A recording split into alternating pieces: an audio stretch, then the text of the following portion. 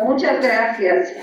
Gracias, Olaya y Gloria, por invitarme a esta conferencia que tienen. Bueno, el proyecto de la curación, indicada por mi queridísima amiga Olaya y Gloria, ha sido una experiencia maravillosa para mí y para el Centro Textil también. Ha sido un trabajo en equipo y yo no sé la profesionalidad y la experiencia que tienen ellos. Entonces, ha sido un éxito único y de lo que ha servido un poquitito de mi experiencia que he inculcado a este proyecto que ahora pronto terminaremos. Me siento muy orgullosa de formar parte del equipo de curatorial del Museo de Historia de Chile. Bueno, Olaya, no sé si tienen algunas preguntas. Yo soy tejedora, quechua hablante, soy chinche, porque está fuera de Cusco, en Perú, y bueno, desde ese punto de vista es mi aporte, pero la exhibición y el título y todo el proceso que se ha elaborado, creo, ha sido con gran maestría, no, y también un poco que cuentes tú, porque parte de lo que nosotros hemos pensado de los objetos tiene que ver con lo que tú haces como mujer, quechua, tejedora, en las comunidades en las cuales tú trabajas y en el fondo cómo le das autoridad y autonomía a muchas mujeres y cómo a través de este oficio se inserta dentro de una tradición y de una forma de estar en el mundo peruano hoy. Entonces, no sé si tú puedes contar un poco cómo surge este centro, qué importancia tiene para las mujeres, cuál es la importancia del textil dentro de lo que ustedes hacen. Bueno, es un trabajo que ha empezado desde muy joven, en mi caso, pero con las manchas tejedoras ya de mucho mayor edad que yo. Muchas de ellas ya no existen hoy en día. No ha sido tanto visto desde el punto de vista trabajo de mujer, pero más desde el punto de vista tejedor. Entonces, algunos lugares que trabajamos en 10 lugares, en la región de Cusco, hay también varones que por tradición han sido tejedores con altura de piso, ¿no? Entonces, seguimos manteniendo esa tradición que tuvieron, pero en la mayoría de los casos de los 400, más de 400 tejedores que tenemos, como un 95% son mujeres. Quizás el logro que hemos tenido hasta ahora era el entendimiento como mujer, como el manejo del hogar, como manejo de ropa también por parte de las tejedoras. Ha sido que como mujer te entiendes mucho, yo ya sé, que ha sido un éxito porque te entiendes hablando en el mismo idioma y haciendo las mismas cosas. Entonces, y también te entiendes los problemas que pueden ocasionar actividades, asociaciones, trabajos grupales, que a veces son muy difíciles, ¿no? Entonces, ha sido un proyecto con un bebé. Empiezas desde lo más básico y vas viendo poco a poco en el camino y logrando lo que te planeas, ¿no? Hay veces son sueños que piensas que no va a ser realidad, pero en este caso del trabajo del centro ha sido algo maravilloso gracias al entendimiento, lo que han puesto su amor, su tiempo a esta tradición textil que hemos heredado de nuestros antepasados y lo seguimos manteniendo aquí. En este último año, las 5 réplicas que hemos, como el anillado, tejido doble, etc., que hemos inculcado, también viene haciendo éxito en algunos de las tejedoras que quieren practicar todavía. Es un arte ancestral que uno maneja con mucho amor, cariño, y así va logrando estos éxitos que están teniendo nuestros tejedores en muchas ocasiones. Es trabajo arduo, nadie duda. Es en tiempo y también en economía no es fácil. Y trabajo como asociación tampoco no es fácil, no es como un crédito personal de una persona que toma decisiones por sí sola. Aquí se toman decisiones como asociación, como grupo, pero también tiene sus beneficios, que la ayuda entre los miembros de la asociación en materiales, desde puntos de vista psicológicos, que cada tejedor también tiene que pasar como parte para mí, como también socia de tu comunidad, etc. Sí, todo se ve reflejado en este proceso de trabajo, pero la ayuda que se logra entre ellos es algo comunal, maravilloso, y los beneficios de autosostenimiento, de psicológico como grupo es también maravilloso. Venimos de una práctica de comunidad en muchos aspectos, como manejos de caminos, como manejo de alimentos para una sociedad comunal, cosas así. Entonces estamos, creo, acostumbrados a trabajar también como grupo, aunque muchos ya no creen en este tipo de prácticas. Muchas gracias, Nilda. No sé si te tienes que ir ya, porque me dijiste que a las 2:15 tenías que irte, pero dijiste dos cosas que son muy importantes y que van a ser el puente para nosotros empezar nuestra conversación, que es de esta idea y esta vivencia de sentirse heredera de tradiciones del pasado, por un lado, de contacto con el pasado, y por otro lado esta necesidad de trabajar en comunidad, o sea, este contacto también con otras personas, y que pensando que somos como una red en contacto, y con eso yo puedo seguir y hablar del concepto que anima la exposición. Muchísimas gracias. Vamos a vernos en diciembre por un rato. Les invito a ver si nos podemos ponernos en contacto, y si tienen más preguntas, encantados si puedo responder. Muchas gracias por la invitación. Buen viaje. Adiós. Chao.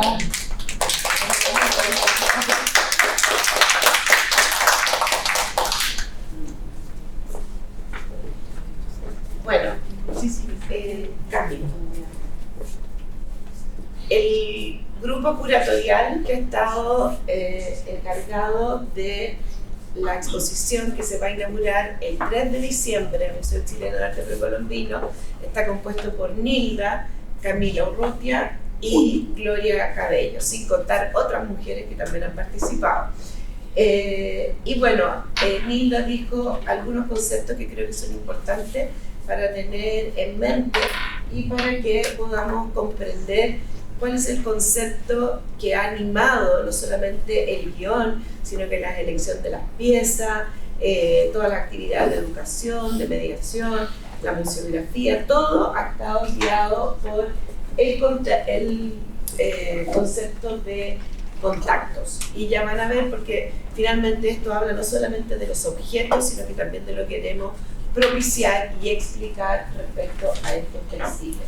Y la presentación de hoy la titulamos Una exposición intercultural, como acaban de apreciar, pero además cómo se va a ir apreciando en todos los elementos que componen la exposición internacional. Y esto no es menor, porque también hay una idea de hacer algo con aquellos países que están en nuestras fronteras que muchas veces no son fronteras ni ideológicas ni culturales, sino que son políticas y están creadas a partir de la creación de los estados nacionales, pero que no siempre dan cuenta de los fluidos intercambios que hay entre nuestras culturas, e interdisciplinar. Tenemos historiadores del arte, arqueólogas, tejedoras. O sea, realmente la pregunta ha salido desde los abordajes disciplinares de cada una de nosotras. Bueno, esta exposición, como les decía, va a ser en el precolombino, la próxima, y parte de la idea de cómo poner en valor y mostrar ya no cosas precolombinas, sino que textiles coloniales del virreinato del Perú. O sea, el Museo Precolombino cambia su foco, pero obviamente, y ustedes como van a ir viendo, la idea es mostrar en el fondo. Mira, ahí va el resto de la cosa. No, que vienen para acá, ahí viene el precolombino. ¿En serio? Nuestro programa, el programa que se ¿es por acá? No, pero sí. Oye, pero yo pensé que era una aparición esto. Se acaba de ir la Nilda.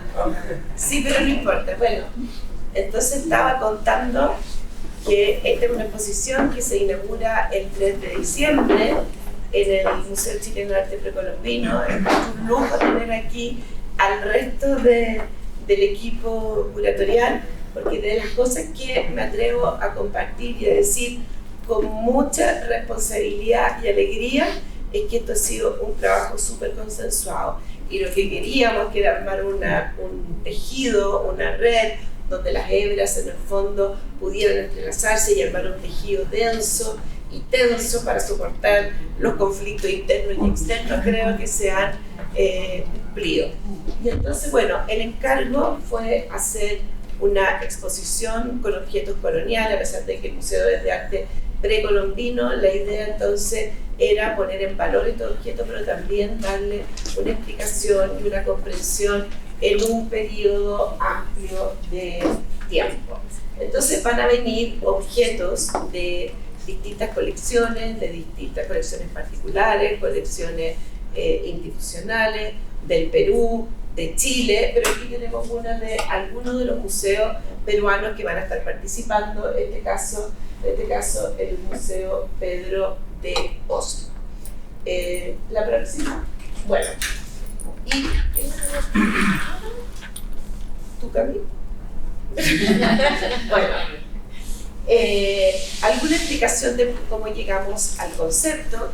El concepto es sale de una discusión y una performance más bien dialéctica entre ir mirando los objetos, hablando desde nuestra expertise y también revisitando bibliografía con la cual nosotros estamos más o menos familiarizados, y también pensando que las exposiciones en el contexto de los museos hoy en día, que son actores importantes dentro del concierto social, buscar un concepto que sirviera primero para describir los procesos que ocurrieron de imposición, resistencia, resignificación y creación en el continente americano y que sufrieron las sociedades indígenas en relación con los españoles. O sea, realmente aquí no hubo encuentro en el sentido de que se encuentran en forma como casi aséptica. Tampoco queríamos decir que hubo ni descubrimiento, porque todos sabemos que la palabra es compleja, sino que queríamos buscar una palabra que tuviera agencia, pero que también pudiera adjetivar, como dice el tercer punto, los diversos contactos que hubo. Contactos pacíficos, contactos nutritivos, pero también contactos muy violentos, contactos de esclavización, contactos de sufrimiento. Entonces, eso era un concepto que nos permitiría hacer ese ejercicio.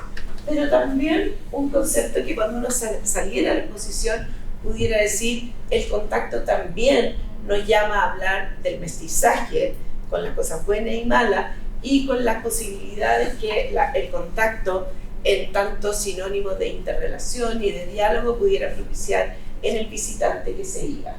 Y también, bueno, hablar ya más en términos de contenido, que están materializados y indiciarios son los objetos que elegimos para aquel ejercicio, que los contactos entonces pudieran hablar de los materiales que entran en contacto, los materiales de la costa con los del altiplano, con los que vienen de China, con los que vienen de Europa, pero también tecnología, ¿cómo se llama? El telar de pedal, el telar de cintura, distintos actores. Tenemos actores españoles, mestizos, criollos, indígenas, chinos, también iconografías, lenguajes visuales que de alguna forma se juntan, unos se imponen, otros se apropian, otros se recrean, también usos, pero también, y esto lo quiero poner más, subrayarlo, de tiempos y espacios.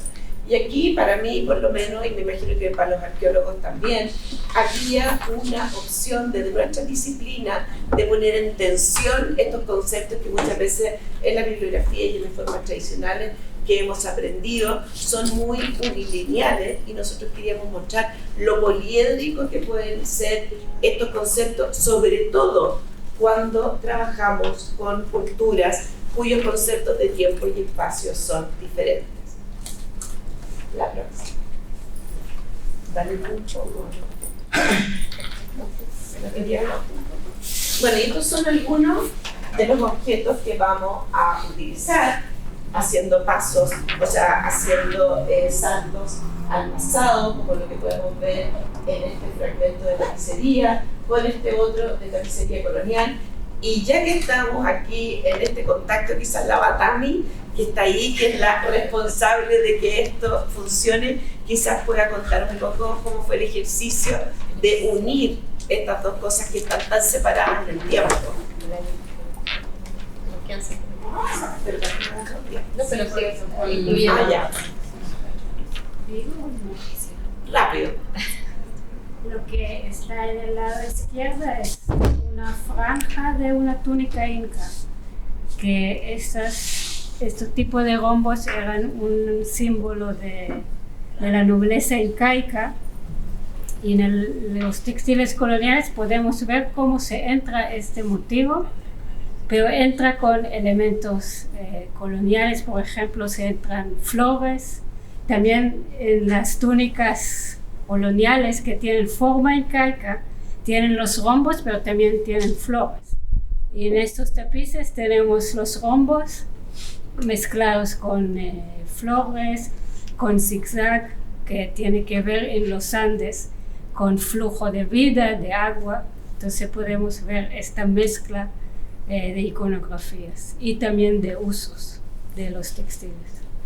Muchas gracias, Natalia. Y así como hacemos este ejercicio, vamos haciendo otros de este tipo, donde también entran a jugar en este concierto elementos, objetos que hemos elegido del Centro de Textiles Tradicionales del Cusco, que lidera Nilda, como la mantra que está a la izquierda, o esta tapicería contemporánea, donde vamos a ir viendo que hay ciertos elementos iconográficos que pueden ir hacia un pasado muy remoto, como el mundo precolombino, pero también están en las tapicerías coloniales. Entonces es como que hubiera unas pulsiones de épocas que permiten que cada cierto tiempo vuelvan a salir algunas iconografías.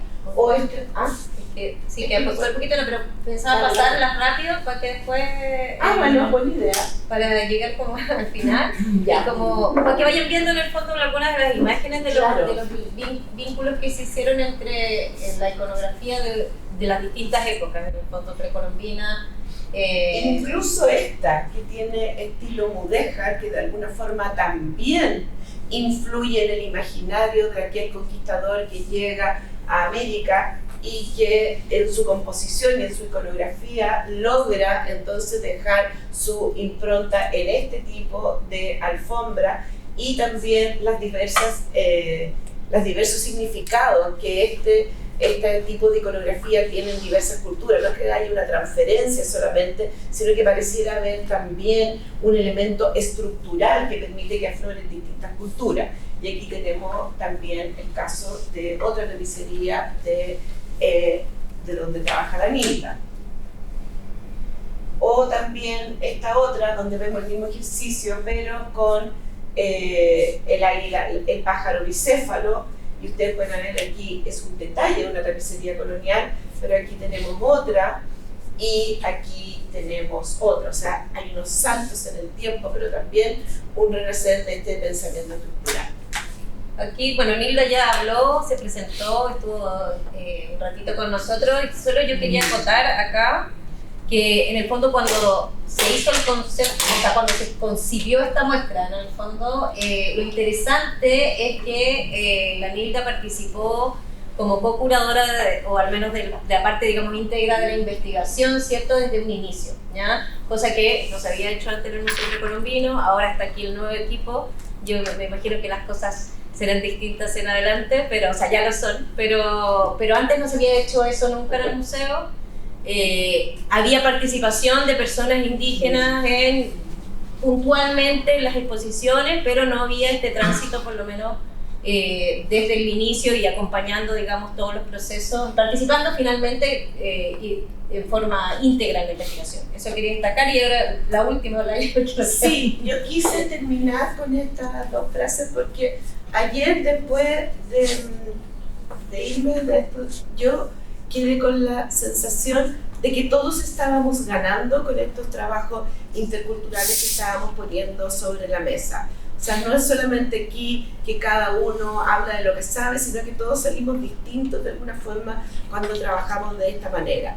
Y para mí, el haber trabajado con la Nilda y con estos objetos, pero también con el resto de mis colegas, tanto del museo como Gloria y Camila, es que mis propios conceptos de tiempo y espacio con los que tradicionalmente había estado familiarizada también se vieron tensionadas. O sea, yo ya no puedo mirar un objeto sin ver las distintas capas de tiempo que hay involucradas, y tampoco puedo mirar un objeto sin pensar en la geografía cultural que se constituye para entender por qué ese objeto está ahí y tiene las características que tiene. Y entonces quiero citar a Jack Woody en su libro El robo de la historia, que en el fondo lo que dice es que las sociedades europeas, las sociedades occidentales de alguna forma se han apropiado tanto de los conceptos de tiempo como de espacio, y no solamente lo han hecho propio, sino que además los han impuesto sobre otras sociedades. Entonces quiero tener esa alerta siempre en mi cabeza para nunca más mirar objetos sin pensar que las cronologías y las formas que están de iluminar nuestra historia son de alguna forma limitadas por esa acepción. Y por otro lado, y ahora acercando esto al tema de los textiles propiamente tal, que es lo que, a los textiles andinos además, quiero citar a Tom Cummings, parafrasearlo más bien, que dice que el textil andino es algo que nunca está terminado.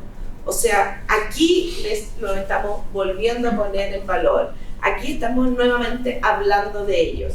Y el textil mismo, cuando uno lo tiene en sus manos, es en el fondo la posibilidad de seguirlo utilizándolo, de seguir mostrándolo en distintos contextos, con distintas personas, y entonces creo que esto de alguna forma da cuenta muy rápidamente de lo que hemos querido hacer. No dejé hablar a la Camila nada, quiero ahora que hablar de los tiempos, de los espacios y de la circulación de estos textiles, pero estamos los 6, supongo yo, súper abiertos a que nos pregunten y nos comenten lo que quieran.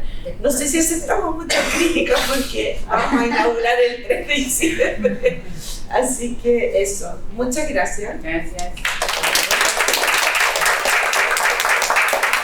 ¿Y nosotros nos quedamos aquí ahora? Sí, pero después viene la pregunta después. Margarita, La pregunta de una vez.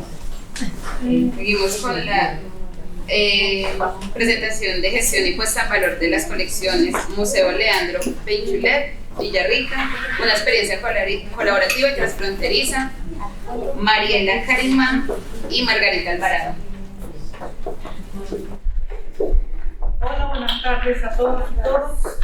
Gracias por la invitación para participar en este seminario y para mostrar nuestro trabajo con Mariela, que ya llevamos mucho tiempo trabajando juntas. También gracias a Laia, Gloria y todo el equipo porque nos dejaron listos para nosotros retomar, porque justamente son las temáticas que hemos estado trabajando nosotros en este proceso de puesta en valor de la colección del Museo Leandro Benchulet. A propósito justamente de esa idea de cómo enfrentar otras maneras de ver, otras maneras de hacer, temas que tratamos por largo tiempo ya, hizo probar, de Rivera Pesca, Espejo, etcétera, que han trabajado mucho.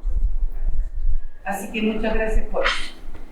Bueno, desde los inicios del CID, ¿no es cierto?, en el año 2012, este centro se planteó entre sus objetivos fundamentales conocer y comprender desde una perspectiva de inteligibilidad las problemáticas y conflictos que han involucrado a los pueblos indígenas que habitan en el territorio de Chile, con un especial hincapié en aspectos como las políticas públicas, el medio ambiente y la patrimonialización de sus legados. O sea, este ha sido como el núcleo nuestro y que nos ha impulsado a trabajar con Mariela durante este tiempo. en una segunda etapa sí después consideró una continuidad con el objetivo inicial, pero también citó desarrollar un análisis integral de las correlaciones y jerarquías que enlazan los diferentes pueblos y etnias indígenas con la sociedad chilena. O sea, ya aquí se puso mucho más hincapié justamente en las relaciones interculturales, en los campos de la política pública, desarrollo cultural y políticas día a día a través de una estrategia de investigación comparativa e interdisciplinaria, además que oriente dichas políticas públicas. O sea,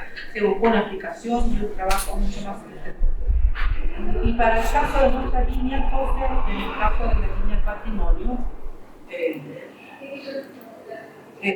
se consideró especialmente el campo de estética de identidad, que nos compete directamente en relación a los objetos que trabajamos con el patrimonio, con el fin de dedicarse a la explicación de las tensiones presentes en los procesos de herencia de los pueblos indígenas desde una perspectiva intercultural, enfocándose en las modalidades de colaboración, resistencia y negociación que los actores involucrados asumen cuando se enfrentan a la instrumentalización del patrimonio por parte de la sociedad nacional. O sea, nuestra línea tenía especial interés justamente en estos trabajos colaborativos que hemos estado mostrando para entender cómo funcionan las significaciones de todas estas colecciones patrimoniales.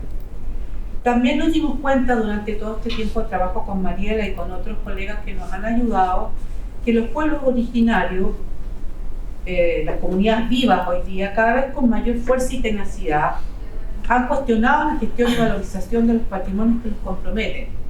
Exigen ya no solo la participación, sino el protagonismo total y permanente en la gestión y significación de sus patrimonios.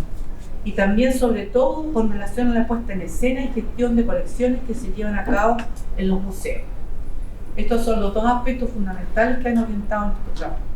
Pregunta como quiénes deben administrar y poseer, sobre todo, significar los patrimonios que comprometen a los pueblos originarios, o cómo superar las categorías hegemonizantes, colonizadoras, sobre todo excluyentes, con las que se han categorizado, valorizado y significado de la sociedad no indígena este patrimonio, particularmente aquel perteneciente a los museos nacionales y regionales.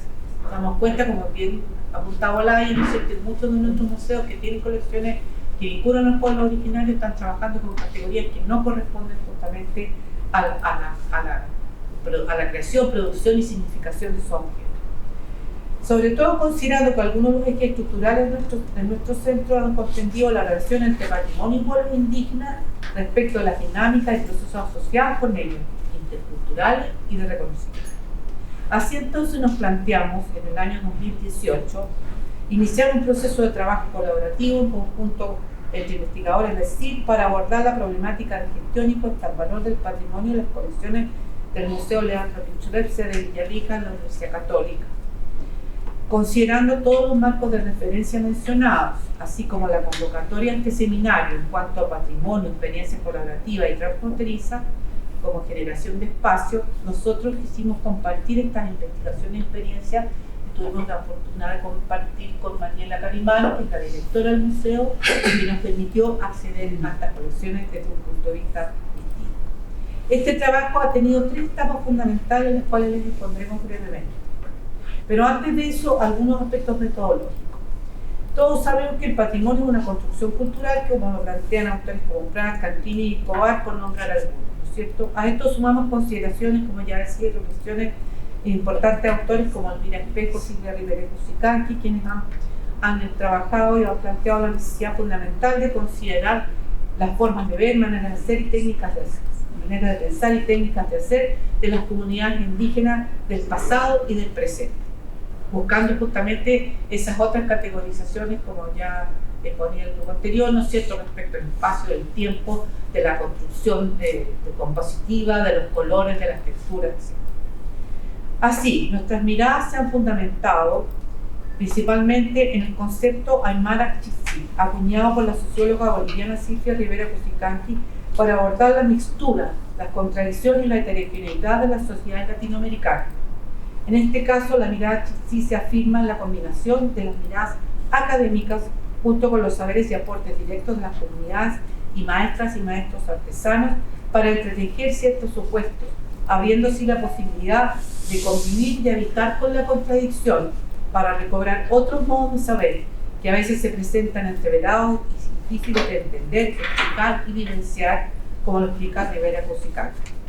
Todo esto con el fin de contribuir con posibles soluciones que superen los debates contenidos en las preguntas que nos planteábamos al comienzo de esta presentación y tal como se proponía en los objetivos expuestos en este seminario. Siguiendo entonces el ejemplo de las experiencias ya realizadas en el campus Villarrica por diversos profesores de este campus y investigadores, y también de acuerdo a los objetivos de la ciencia expuestos, iniciamos en el año 2018 un trabajo conjunto con Mariela Carimán en torno a las problemáticas del Museo Orlando Pinchulet y la conservación y gestión de sus colecciones. Este fue un trabajo colaborativo que iniciamos en el museo, considerando que el museo Leandro Pinchulet es un espacio educativo en contexto intercultural que permite conocer y reflexionar acerca de la historia local y regional validando el pueblo mapuche. Está ubicado, como decíamos, en el campus Villarrica y se remonta a la época de los 80, donde el director de ese tiempo, el sacerdote Paul Webery, comenzó a coleccionar algunos objetos, a comprar algunos objetos y armó las colecciones, y más tarde, en el año 2002, se inaugura gracias a un proyecto fundacional. Este museo estaba dedicado a la cultura mapuche, incluyendo artefactos de variadas materialidades, además de algunos restos arqueológicos del sitio histórico de la ciudad de Villarrica, que fue una ciudad que fue destruida en el levantamiento de 1598 del pueblo del grupo mapuche de ese tiempo. Pero nos dimos cuenta que toda la mayoría de esta muestra estaba con un acento más bien en su condición de vestigio histórico y cultural, como un testimonio de un vestigio de un pasado. Y lo que nos interesaba a nosotros en esta nueva posibilidad de rearmar el museo era darle una nueva vida, una nueva dinámica a estos objetos. Así entonces iniciamos una primera experiencia colaborativa en 2018, gracias a la gestión de la profesora Mariela Carimán, que se adjudica un fondo para el mejoramiento integral del museo del Ministerio de la Cultura, las Artes y el Patrimonio para la remodelación de la muestra y la remodelación total de la sala.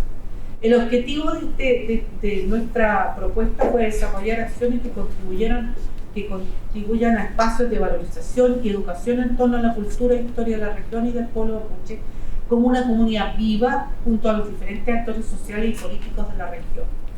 O sea, no solo bastaba con contar la historia de los objetos, sino que también entender cómo esos objetos se insertan hoy día en las comunidades vivas. Nuestra idea para el nuevo guión y el montaje en general fue mostrar los complejos procesos de esta zona lacustre como parte de un pasado, pero también de un presente, donde el pueblo mapuche tiene un protagonismo fundamental. Así, por ejemplo, se diseñó una narrativa que, si bien destaca ciertos procesos históricos, también buscaba poner acento en ciertos contenidos culturales y estéticos de la cultura material en vinculación directa con artefactos específicos. O sea, no bastaba solamente con mostrar los objetos, sino que también mostrar los objetos en su relación a una cultura viva. Por eso se diseñó una nave central rodeada de imágenes que incluyeron actores, objetos, usos y costumbres inmersos en paisajes, geografías y lugares, desplegando así para los espectadores la posibilidad de leer y develar diversas relaciones de significación e interpretación entre esa naturaleza, esos objetos y esos actores que están puestos en toda la iconografía de las fotografías de alrededor y las vitrinas mismas. La revitalización lingüística también ha jugado un papel fundamental en el respecto al Mapudungun, y todos los textos se colocaron en Mapudungun.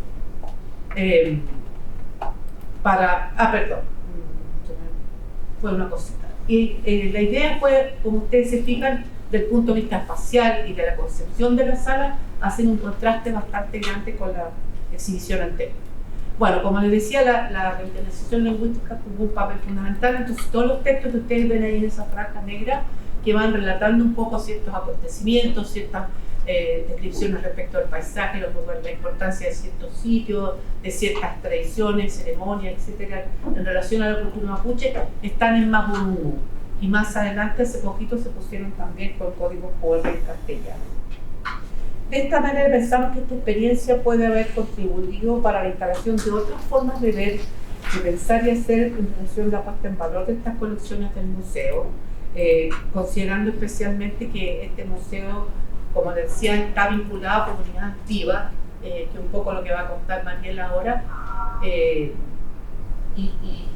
convertir ya no solo inyectarle a los objetos no solo esta condición de objeto de testimonio de una historia basada, sino que testimonio también de una vida y de una forma de convivir y de actuar hoy día del pueblo mapuche en esa región. Me gustaría agregar también que en este proyecto trabajamos junto a Francisco Gallardo, Gloria Cabello y María Lara, que hicimos un equipo donde trabajamos toda la idea curatorial, hicimos toda la puesta en escena, vimos los objetos que se iban a poner, cómo se iban a poner, y Pablo Córdoba Marcanda recibió todas nuestras propuestas y nos sugirió esta nave central como una manera de ganar espacio y de darle a los objetos esta sensación de estar incorporados a toda la gráfica del conductor. María. ¿Quiere pasar tu texto?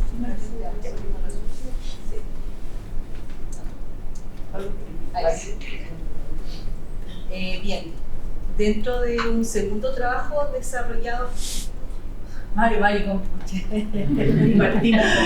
Partimos andamos todos. Espero que se encuentren bien. Luego si llegando así que bajan de la luna, así que no bien, dentro de lo que queremos presentar con Margarita son 3 acciones, y dentro de esta primera acción que ya presentó Margarita, que fue la propuesta de esta nueva museografía, tenemos un segundo trabajo colaborativo en donde fue la intención de desarrollar un archivo digital con la intención de que el museo tenga estos relatos de la gente, poder entender una visión diferente de las piezas, porque a ese tiempo teníamos solamente información más técnica, más antropológica, una visión bastante técnica de las piezas. Entonces, a partir de este trabajo que también se levantó a través de un fondo de servicio de patrimonio, pudimos desarrollar un trabajo con una metodología participativa en donde visitamos diferentes familias, personas de diferentes territorios que tenían una intención, que nos dábamos cuenta de que los diferentes territorios, al comentar una pieza, tienen diferentes visiones, diferentes lógicas de ver la pieza, y sobre todo también se le designa un diferente nombre. Así, por ejemplo, ustedes conocen el mortero, que es para moler.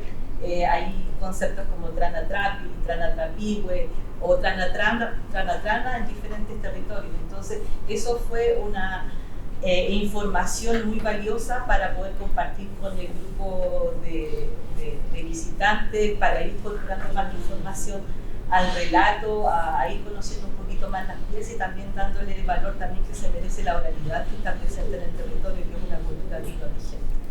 Desde esa perspectiva, esta metodología también fue bastante interesante poder trabajar con fotografías. Al momento de ir a visitar a las familias, mostramos las fotografías de las piezas que están ahí en el museo, de las diferentes materialidades. Entonces también se generó una conversación bien íntima, en donde también dentro de que presentamos al archivo, también presentamos cosas que se puedan entender una persona que no conoce mucho de la cultura. Entonces muchos de los aspectos espirituales también los dejamos en esa conversación íntima, y quedó en esa conversación íntima porque traspasarla y entregar esa información de repente se puede malinterpretar cuando no conoces el contexto de dónde se está mostrando. Entonces eso es una de las características que tuvo esta primera etapa de archivo. Estamos recién trabajando con fotografía, incluyendo algunos videos, los mismos relatos que fuimos rescatando dentro de estas conversaciones.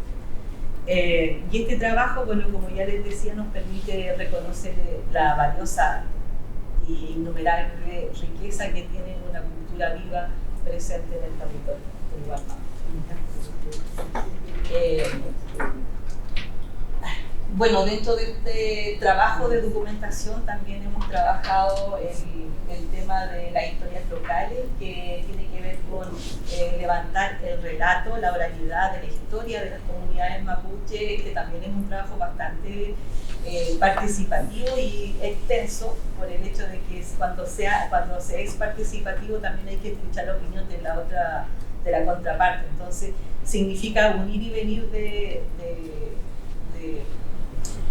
reuniones de tabú para poder ir armando y desarrollando un texto que tenga un sentido y que también les guste al grupo de personas que tienen el interés de levantar y de escribir sus relatos.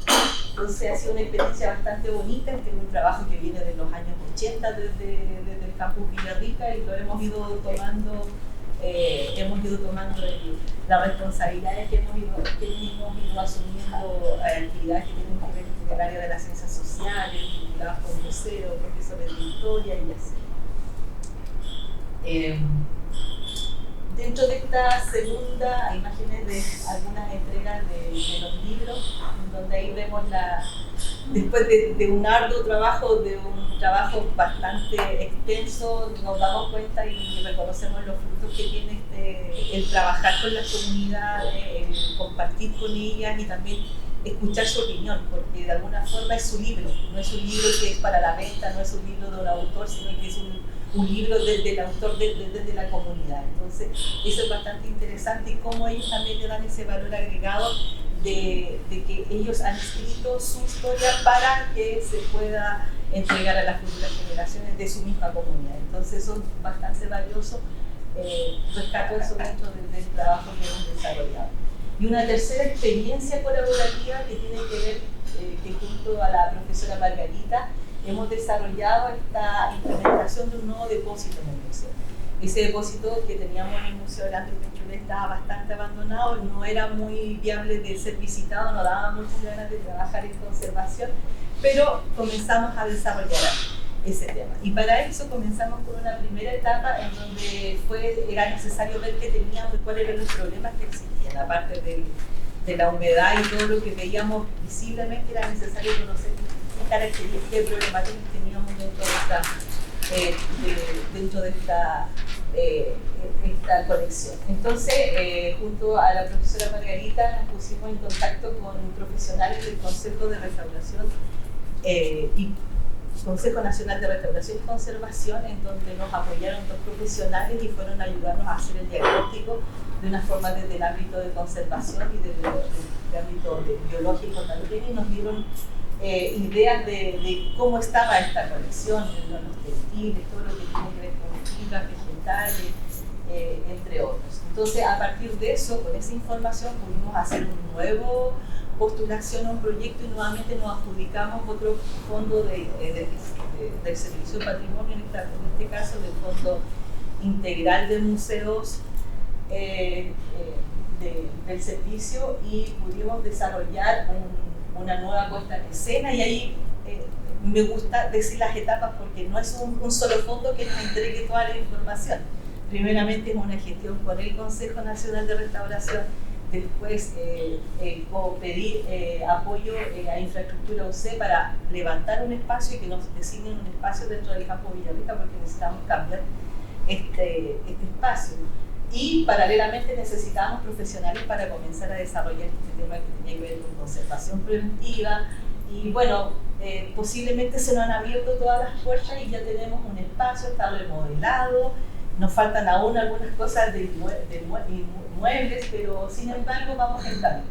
Y dentro de estas etapas de este proyecto de conservación y este cambio de espacio, primeramente fue el traslado, que justamente con el traslado tuvimos que hacer capacitación, participaron profesionales del área de conservación que están vinculadas al aula del pueblo originario, profesora Margarita, involucramos a los estudiantes de Pedagogía General Básica que se incluyan a este trabajo.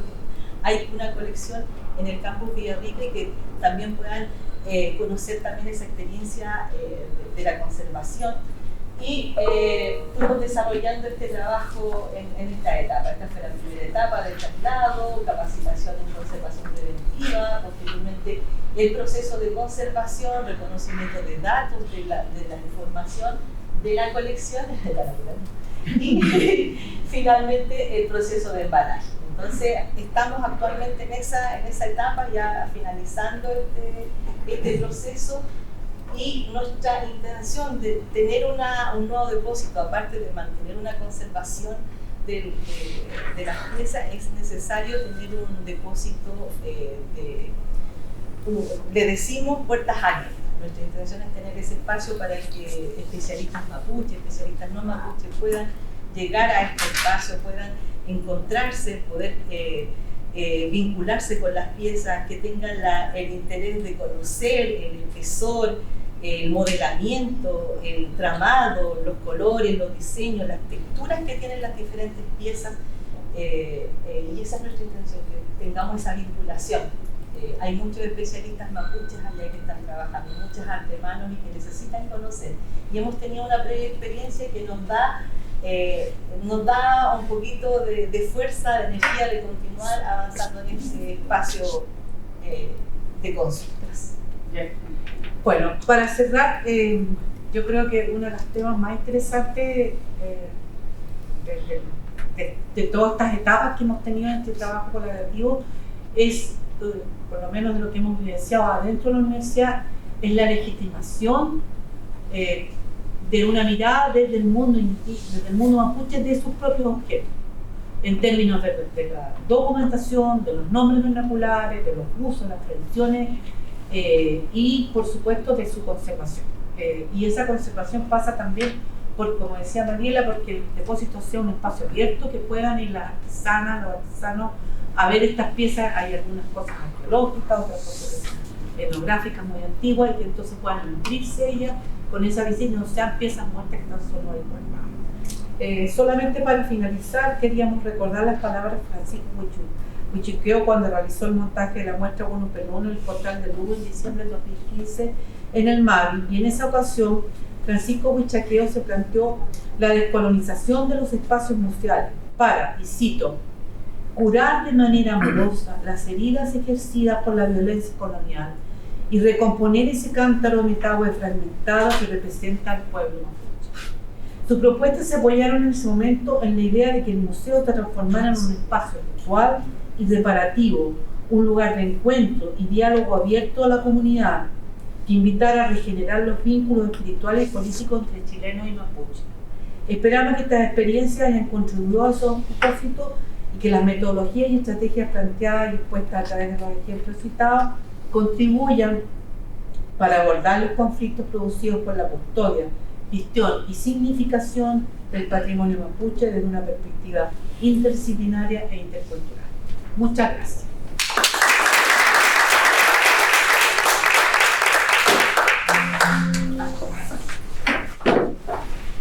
Seguimos con la presentación de gestión y puesta en valor de diversidad y comunidad, patrimonio desde la perspectiva de la migración afrodescendiente en Chile actual, Joseph Gómez, Pedro Meje y Angie Mercado. Se tiene un cuerpo, se es un cuerpo. Y aquí vamos a hablar de la ontología de ese ser, de la ontología de ese cuerpo, pero no de todo el cuerpo, sino que una ontología de la epidermis, de nuestra parte más visible y notoria. Evolutivamente, el Homo sapiens generó una diferencia fenotípica en el color de la piel. Y ustedes saben que el Homo sapiens sapiens no resiste la diferencia para generar un paradigma simbólico. Esa diferencia se basa en una cuestión muy superficial. Ontología de la epidermis del color, de eso vamos a hablar. Del color de nuestras pieles. Pero en Chile se elige un color, y ese color es el blanco. Y el blanco se supone que establece la ontología del chileno, es decir, el pueblo chileno se sentía y se cree blanco. ¿Cuál es el problema? Que hay una dicotomía. Lo blanco es lo diestro y lo negro es lo siniestro. Y ahí está el problema, y de eso vamos a hablar. Sucede algo maravilloso, que el fuerte efecto de la migración de la negritud en nuestro país, y empieza entonces a tensionarse esta dualidad de esta ontología epidémica. Lo interesante de lo que vamos a hablar acá, por supuesto, tiene que ver con cómo organizaciones de diferentes migrantes logran establecerse como entidades políticas y de defensa de su patrimonio cultural. ¿Cuál es el problema? Como un color es siniestro y el otro es diestro, se genera lo que llamamos el racismo. Y es una forma muy sutil de simbolizar las diferencias. Y dejo al profesor Joseph Gómez que siga con esta posición. Muchas gracias, Pedro, por la introducción.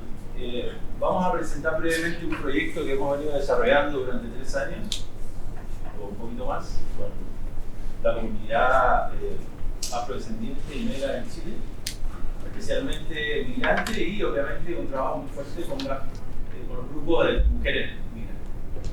Estas serían las preguntas que nos guiaron, digamos, en el proyecto. Cuáles eran las prácticas patrimoniales, qué vínculo tenían con el racismo, y obviamente qué aporta eso al campo de estudio que nos dedicamos, que es sobre el giro crítico del poder. Bueno, el marco teórico, usamos el discurso patrimonial autorizado, digamos, que es el discurso hegemónico del patrimonio, la falla del reconocimiento, obviamente, de los patrimonios no autorizados o, digamos, no reconocidos, el patrimonio encarnado, es decir, el embodiment heritage en el fondo, como encarnaciones en las corporalidades, el patrimonio de las bases, es decir, en el fondo cómo se construye el patrimonio desde las bases, en términos ya más de la específica de la negritud diaspórica y la posnegritud, como conceptos importantísimos, y obviamente el racismo internalizado o la opresión racial internalizada, que es fundamental en este trabajo. Bueno, partimos trabajando obviamente con diferentes modalidades y básicamente encontramos con Andy en nuestro bregar por diferentes espacios que había algo que hacía mucho la comunidad migrante, negra y afrodescendiente en Chile, y le llamamos juntanzas. En estas juntanzas obviamente aparece una gran diversidad de personas de Haití, de Venezuela, de Colombia, de Cuba, de algunos países africanos, etcétera, etcétera. Y por lo tanto nos preguntamos qué era lo que construía la comunidad con más fuerza. Y lanzamos la hipótesis de que el pegamento comunitario eran las corporalidades. Parece obvio, pero en el fondo cuando uno está dentro de una diversidad tan grande, eso es tremendamente importante. Y nos dimos cuenta además que era muy importante resignificar, repensar, volver a pensar, entender, proponer, expresarse a través de las corporalidades, y por lo tanto empezamos a hablar de corporalidad patrimonial. Los métodos han sido muy diversos, pero creo que el más importante es el que hemos desarrollado como investigación de acción participativa, que tiene que ver en el fondo primero mapeando todo el trabajo de los grupos en Chile, después con la plataforma Ciudad Madenera que dirige Andy, empezamos a trabajar ya en propuestas más concretas, hicimos varias presentaciones los días de los patrimonios con el objetivo de que las comunidades vinieran a la universidad, porque desde el comienzo quisimos cambiar el paradigma, no es el académico que va a la comunidad, sino queríamos que la comunidad viniera a la universidad, nos cuestionara, pensara con nosotros, hablara, se incorporara, trabajara con nosotros y obviamente desarrollaran un espacio para ellos. Y en ese sentido, obviamente, trabajamos con muchísimos colectivos y grupos radicados en la región metropolitana de Santiago. Aquí están, son 31 proyectos. Angie, si quieres. Bueno, si bien al principio el acercamiento no fue fácil porque había una desconfianza por parte de la comunidad y hablaban de el extractivismo que se le hacía a la comunidad, se logró igual reunir a esos 31 proyectos. Entre esos está acá presente el proyecto de María Gabriela, que se llama Níspero Beauty, que desde la primera instancia nos acompañó. También estaba el proyecto de Trenzología Cimarrona, que es el proyecto de Elena, que se acabó de ir, y está apoyándonos, que estaba desde la primera instancia, el Quilombo Negrocentris, más diversos grupos y organizaciones que han hecho diferentes manifestaciones, desde el arte, la pintura, bueno, la comida, etc. Claro, y aquí un poco para que también Angie nos en el fondo como fue investigadora, todo lo que hizo en relación con la generación de estos espacios. Para eso tuvimos 3 convocatorias. La primera fue el cuerpo de la mujer negra como patrimonio, que se desarrolló en el Campus Oriente en el 2022, donde logramos reunir casi a 20 agrupaciones, entre ellos emprendedoras, activistas, artistas. El segundo fue en el 2023, el Festival de los Cuerpos Afro, que ya hubo más convocatoria aún, incluso entre los asistentes estuvieron como 500 personas. Y el último, que fue este año, el Carnaval Negro Patrimonios Afro en Acción, que se dio en el 2024, donde asistieron 700 participantes y se convocó a 25 organizaciones y colectivos, y ya finalizando el 2023, donde se hizo Patrimonios Cimarrones en el Museo Nacional de Bellas Artes, igual partiendo de algo que se me hizo mucho sentido, que nos decía Emilia Neita Morreina acá presente: hay que ennegrecer los espacios de la blanquitud. Acá, como pueden ver, está el cuerpo de la mujer negra como patrimonio. Claro, ahí hubo trabajos, bueno,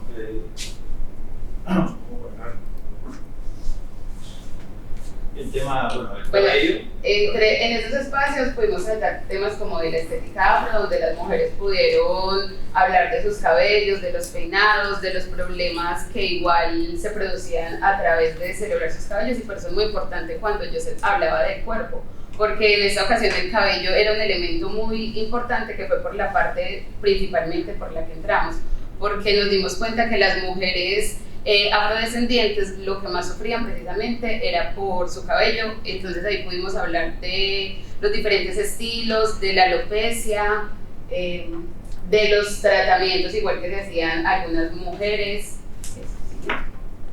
Bueno, también fue muy importante las corporalidades disidencias, y en esta ocasión, en los 3 eventos, hemos tenido la oportunidad de invitar a la cantante y activista afrochilena Luta Cruz, que es una disidencia feminista, mujer, lesbiana, que usa sus vellos y sus corporalidades, pues su corporalidad sin depilar, como pueden ver ahí en la presentación. Usa la barba, y que yo creo que igual es una representante muy importante en este movimiento.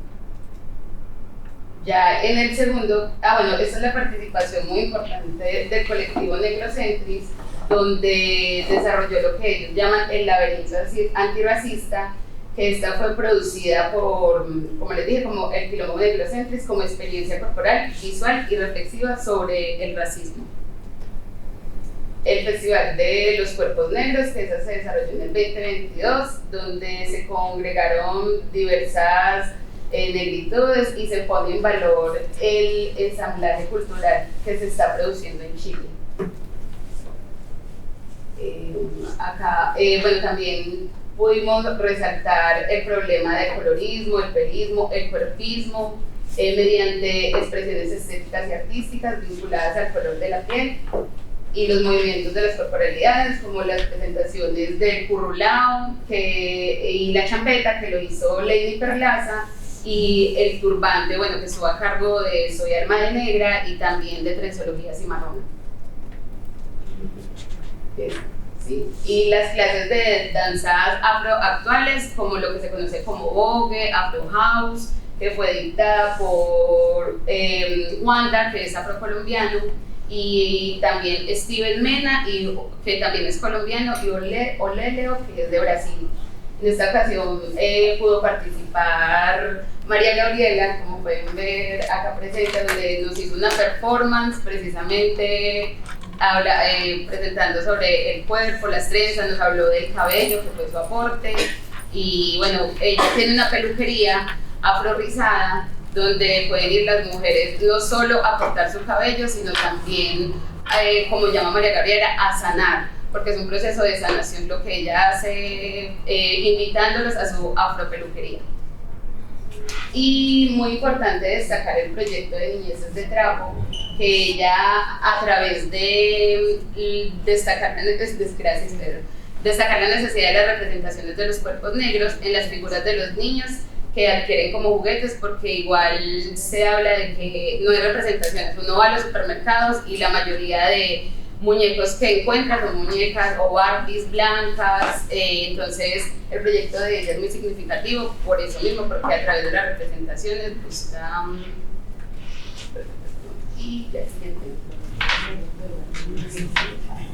Y bueno, este creo que fue un momento muy importante donde me hace recordar mucho a Emilia cuando ella dice hay que permear los espacios de la blanquitud, y yo creo que en el Museo de Bellas Artes se logró porque bueno, estuvo invitada las niñas del colectivo Sin Frontera, donde tuvimos un ejercicio muy importante que se llama lápiz color piel, donde las niñas buscaban cuál era el color de su piel a través de las pinturas y los dibujos que ellos mismos realizaban. Presentamos una serie de 11 gigantografías donde queríamos darle pues este toque museístico, pero que igual las mujeres pudiesen expresarse sus corporalidades. Entonces acá destacar el proyecto de Paola, que era representante de Quilombo Negrocentris, Marcela, que tiene su emprendimiento de encanto afro, y Martina, que tiene su emprendimiento también de trenzado que se llama Divas Beauty. Bueno, eso también hace parte de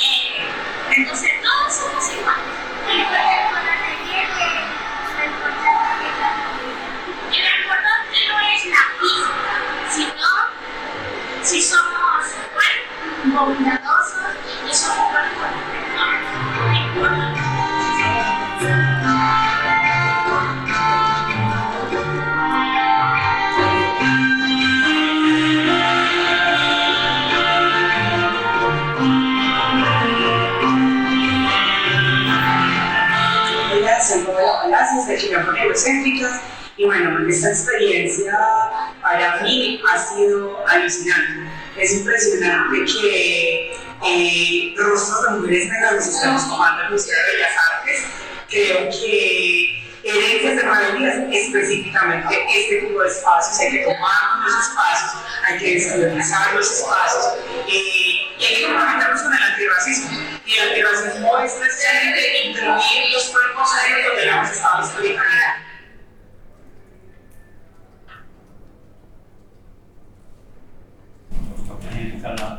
Bueno, el carnaval negro, pues la propuesta que nosotros hicimos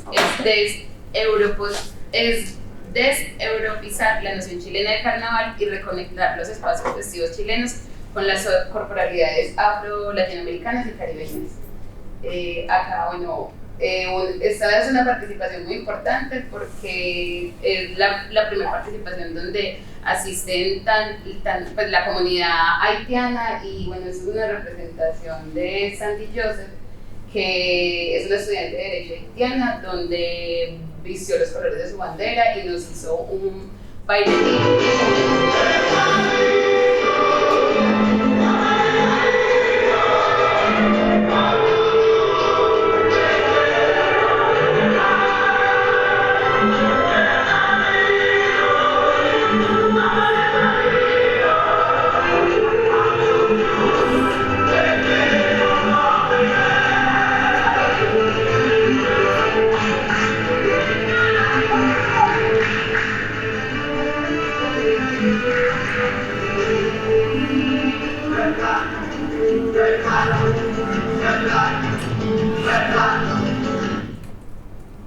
Si bien las comunidades afrodescendientes al principio pedían espacios afrocentrados, se logró igual realizar espacios interculturales donde participaron toda la comunidad igual chilena, migrante y la comunidad afrodescendiente, que creo que fue un paso muy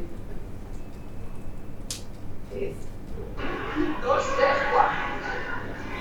4. Así al final. También un grupo. El grupo de danza afro-venezolanos Somos Venezuela, que también participó este año, donde aproximadamente 25 bailarines estuvieron en escena mostrando pues, toda la cultura afro-venezolana. Bueno, pasamos un poquito a las conclusiones. Digamos que el trabajo en sí mismo tiene un valor, pero nosotros como académicos siempre tenemos que sacar algún tipo de dividendo intelectual, seguramente irrelevante, pero, Sí, lo delante. claro, pero siempre sí. Entonces, bueno, yo creo que era una de las observaciones más importantes, yo creo que fue justamente este tema de la corporalidad como un valor superior, digamos, un valor comunitario aglutinador, es decir, el pegamento social, ¿cierto? Tiene que ver mucho con la corporalidad y es lo que permite que la comunidad fluya a pesar de que tienen orígenes distintos, tradiciones diferentes, patrimonios muy diversos y obviamente incluso hasta idiomas diferentes, ¿no? Y obviamente el énfasis en el cuerpo de la mujer negra, ¿no?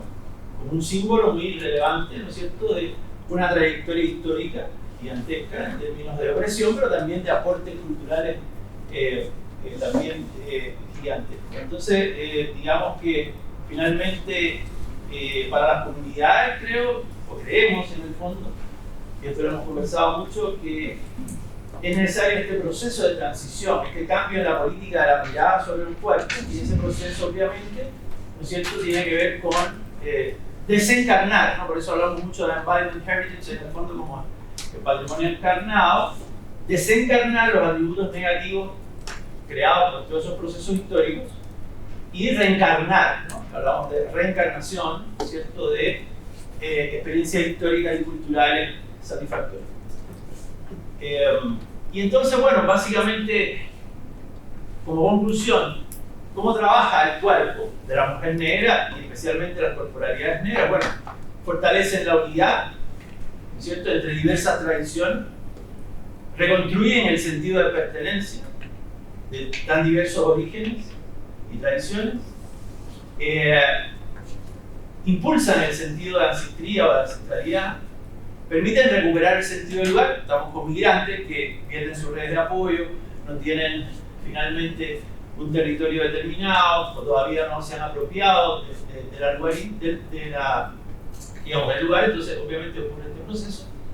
Permite desencarnar la opresión racial y la dimensión más importante que se transforma, ¿no es cierto?, en un permanente símbolo político en el espacio sociovisual y por lo tanto lograr representaciones políticas y educativas más contundentes. Entonces creemos que es un momento de aporte, pero al nada.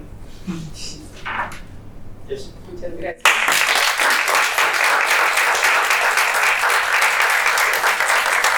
Abrir el espacio para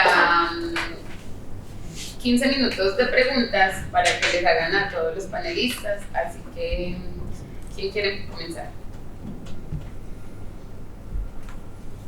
Emilia. Bueno, buenas tardes, Emilia de Colombia. Me interesa el tema de lo museístico en el sentido de que en este momento hay un movimiento mundial de reparaciones históricas que están prometiendo por devolver a los pueblos las piezas que reposan en los museos. No sé cómo se lo han pensado ustedes acá, porque bueno, ciertamente las piezas están en los museos, pero también se están gestando museos locales, museos territoriales, museos en los mismos pueblos.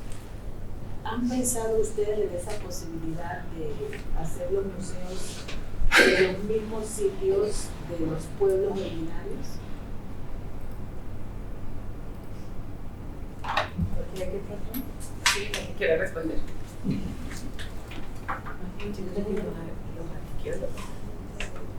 Bueno, desde una visión como mapuche, y dentro de las conversaciones que hemos tenido también con comunidades, porque se ha dado esta temática. Se habló en algún momento, hubo una reunión con una temática que era qué hacer con las piezas, y en este caso una colección de platería que está alojada en un museo en Europa, que quería, uno de los museos en Europa quería que se devolviesen las piezas acá, y precisamente se había pensado en el Museo Leandro Penchul. Pero mi posición fue de que si esa colección de platería llegaba acá al museo, seguía siendo dentro de una institución, y posiblemente nos podría acarrear más temáticas y más cuestionamientos de los que tú dices, que esos cuestionamientos están presentes en el territorio. Entonces, desde otra perspectiva, conversamos también con comunidades, con dirigentes mapuches, y su visión también fue bastante cuestionada, porque ellos todavía no tienen la experiencia para manejar y administrar una colección de ese tipo. Entonces, primero hay que trabajar en ese espacio, en cómo manejar, qué se va a hacer, cuál es la intención. Porque hay diferentes miradas, hay una mirada en que se mantenga esa misma colección en otros territorios que no estén en manos de las instituciones, y consideremos que las instituciones, por ejemplo, profesionales que hoy en día estamos trabajando en los museos, no tienen que ver con esa recopilación para armar esta colección, sino que es esa recopilación o ese conjunto de piezas que están hoy en día alojadas en las instituciones lo hicieron otras personas y ya no están.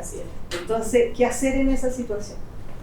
Y por otra parte, hay un cuestionamiento que también tiene que ver con el ámbito espiritual, porque si no conocemos la procedencia de la pieza, la comunidad tampoco puede estar recibiendo algo que es ajeno a ellos. Entonces hay otros cuestionamientos que está en proceso de conversación, por lo menos nosotros allá desde el Museo Leandro Penchul lo hemos planteado, hemos tenido diálogos, conversaciones en torno a estas temáticas. Y salen todas estas problemáticas que yo creo que es una necesidad y es necesario que la gestión cultural tenga esa visión y busque una solución a este tema. Desde otra perspectiva también este tema de crear un archivo, el trabajo que mostramos con Margarita tiene esa visión también, de poder buscar, tener esa información, y si alguna vez ocurre eso, de entregar las piezas en donde una comunidad quiera hacer lo que ellos quieran hacer con las piezas y las solicite a la institución, vamos a tener el respaldo de este archivo digital para poder seguir trabajando y haciendo esta difusión. Entonces en ese caso están abiertas las puertas, y lo hemos conversado también en este caso, el respectivo director de turno, que también es un tema, porque si bien yo soy responsable en la colección dentro de la institución hay directivos, entonces yo estas conversaciones las he tenido como profesional, y tengo esas dos visiones, una como profesional de conservación, del área de educación, de las ciencias sociales, pero también está mi otra visión como profesional mapuche, como apoyo también a este cuestionamiento. Gracias. ¿Alguien más? Yo quisiera agregar que en general, bueno, es un tema súper complejo, porque además todos sabemos que por lo menos en los países americanos no existen políticas de Estado que estén relacionadas justamente con esa idea de cómo desandamos un cierto camino en los términos de lo patrimonial, porque no tiene que ver solo con la devolución de las cosas, eso sería muy fácil, sino que también como sociedad, y en esta idea justamente de la interculturalidad, como sociedad nos hacemos caso de este problema que tenemos hoy día, donde las comunidades no tienen participación, ni tienen voz ni opinión. Entonces ese es un tema que nosotros como centro podremos entregar opiniones e influir en las políticas públicas, pero el Estado también es el que tiene que, por lo menos desde allí, entregar una cierta orientación. En todo caso, yo tengo cierta esperanza con la Universidad Católica, porque de lo que nosotros hemos visto acá, el manejo del patrimonio, se están intentando hacer, tomar medidas que contemplen que las comunidades sean protagonistas en la construcción de la significación y la puesta en valor de este patrimonio. Tenemos un aula los pueblos originarios y la artesanía, que también se enfocó, que está aquí en Santiago, de la cual hemos trabajado con Mariela también ahí colaborando, yo soy curadora, la cual se enfoca justamente en la visión de la curatoría y se enfoca a que cómo podemos, por ejemplo, lo que decíamos, rescatar los nombres vernáculos, hacer talleres con los artesanos y mostrar que los objetos están vivos.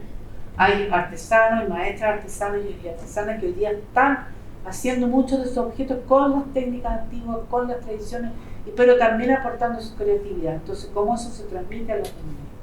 Y en ese sentido la universidad por lo menos está haciendo algún esfuerzo con alguna perspectiva un poquito más. Muchas gracias. ¿Alguien más? Sí, yo. Para Ana. Bueno, yo trabajo desde las danzas afro, soy una persona no negra, claramente. Y me llamó la atención esto de los cuerpos de la mujer negra como patrimonio, sobre todo porque ahora que ha aumentado muchísimo la presencia afrodescendiente en Chile, surge quizá la inquietud sobre la representación. Y de qué manera entonces las personas que consumen o generan o participan de culturas negras también han empezado a, han empezado como a cuestionarse esto de ¿somos blancos o nos asumimos blancos por un discurso hegemónico?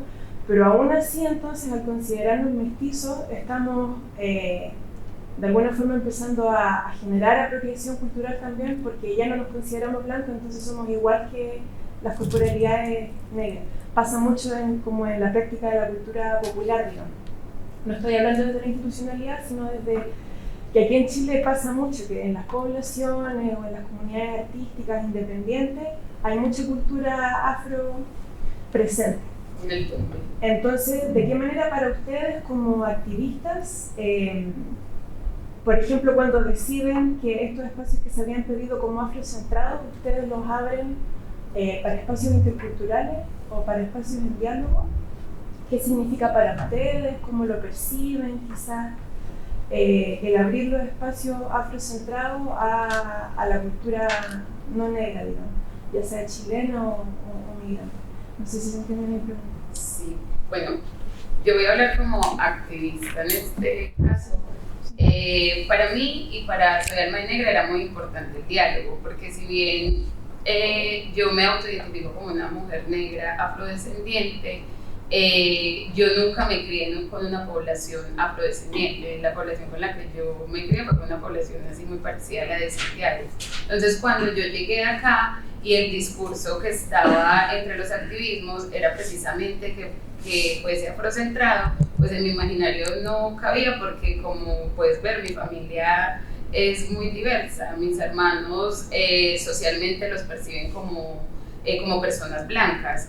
Entonces siempre desde Soy Alma de Negra y el activismo se busca y se buscó fue ese diálogo, que sí fue al principio muy duro desde el activismo, porque siempre había la acusación como la negra vendida, ¿cierto? Vendida a la academia, porque uno entra pues a este espacio, y más cuando es un espacio como la Universidad Católica, y más donde hace un evento como el primero, que fue el evento de los cuerpos, del cuerpo negro, siempre hubo la mirada de la comunidad desde la desconfianza.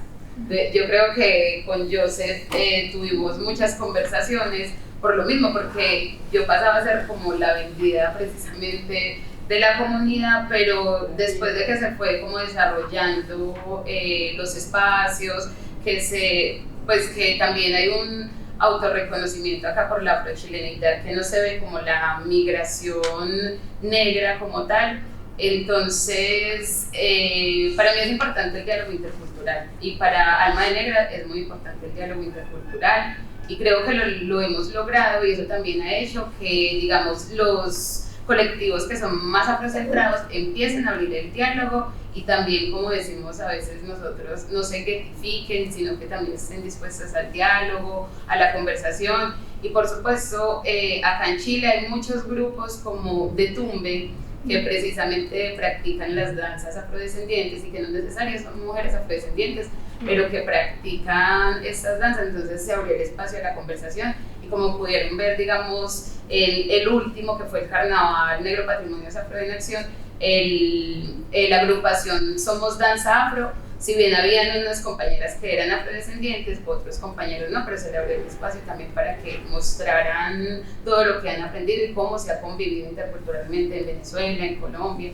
digamos en mi ciudad donde yo me crié, que prácticamente yo siempre fui la única mujer afrodescendiente y negra. Entonces creo que fue más como un espacio de convicción y de abrir el diálogo intercultural, porque para mí no podemos hacer nada pues alejándonos y, por así decirlo, objetificándonos, hacerlo como afrocentrado, pues nunca lo vi como una opción, sino siempre era abrir el diálogo intercultural. Y bueno, y tú que estás en el semillero, ahí te pudiste dar cuenta también. Gracias. ¿Alguien más? Yo quería hacer una pregunta a los textileros.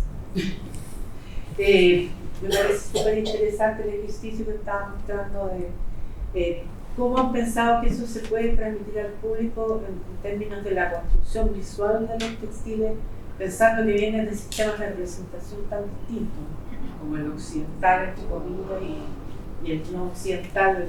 Miren, el uso de la perspectiva, el uso de los recursos, no sé, los textiles de 4 orillas que limitan los espacios compositivos, qué sé yo, que funcionan de manera tan distinta en esos términos, y también los términos de lo técnico, que también puede ser interesante estas maneras de hacer en estos contrastes. Mira, la primera pregunta creo que nadie la podría responder mejor que Claudia Dorado. Es que está escribiendo un paper sobre eso, ¿o no? Cuando hablamos mucho, Claudia. Bueno.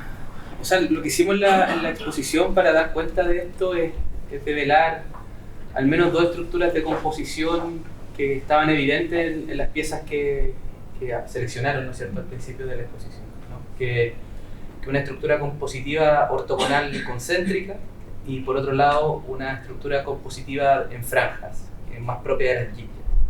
Entonces, desde allí imaginamos formas de mestizaje en donde en los textiles ortogonales concéntricos, uno podría decir más propio del mundo europeo, no por ello lo ortogonal concéntrico no existía en el mundo andino, ¿no? pero al menos en algunos textiles más típicamente, vamos a decir, llegados del mundo español, se introducían elementos icónicos del mundo andino, ¿no? Entonces uno podría decir un mestizaje que opera al interior de estructuras compositivas españolas, ¿no?